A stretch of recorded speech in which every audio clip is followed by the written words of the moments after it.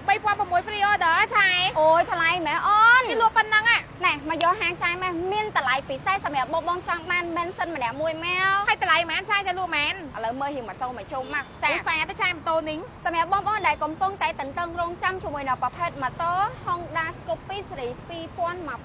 ណ៌ខៀវស្អាតខ្លាំងណាស់ឆ្លាញ់ពណ៌ណាមកយកមកមានពណ៌ខៀវពណ៌សពណ៌ក្រហមពណ៌ខ្មៅចង់បានខៀវយកខៀវចង់បានសយកស anh ấy chăm kêu nó chạy តែស្អាតណា ở trong kêu phong hay mấy nhưng mà tô nó cặp lại lên ơi ở chạy ពេល bên តែ tỉnh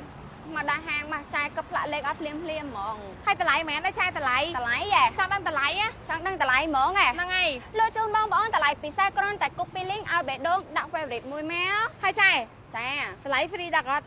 free ដឹកអត់ free đặc á free ដឹកដល់ទេ tại lại mẹ ថ្លៃ chạy មែន chạy 2850ដុល្លារសម្រាប់បងចង់បាន pi pon bảy hơi của po mẹ 2850គ្រប់ពណ៌តែម្ដង cho băng mà lụa băng nó chạy ắt lôi ចង់បានមលក់អាចបានមលក់សិត 100% បានណា hay cái số ti tăng hay chạy nữa nè នេះសម្រាប់ទីតាំងហាងលក់ម៉ូតូរថចានហេងគឺនៅភ្នំពេញនៅនឹងស្តុបសាលាហេមប្រាក់យូកន្ហលលេខតាម152លេខផ្លូវ274ផ្លាកយីហោរថចានហេង logo RCA នៅចិត្តនឹងអគារ42ជាន់ឬគេហៅស្តុបពេទ្យចិនចាតល់មុខជាមួយនឹងអគារ Wing Bank តែម្ដងបងកាលេខមកឆាច់ចា cho bây giờ sai score rồi អត់សូវស្គាល់មែន năng ngay តាក់តងមកលេខដែលបងដាក់នៅក្រោម account TikTok បងផ្ទាល់បងផ្ញើ location ឲ្យ đặt pi ngày năng bay này chạy ដាក់ពីថ្ងៃហ្នឹងបានម៉ូតូជិះស្អែក ok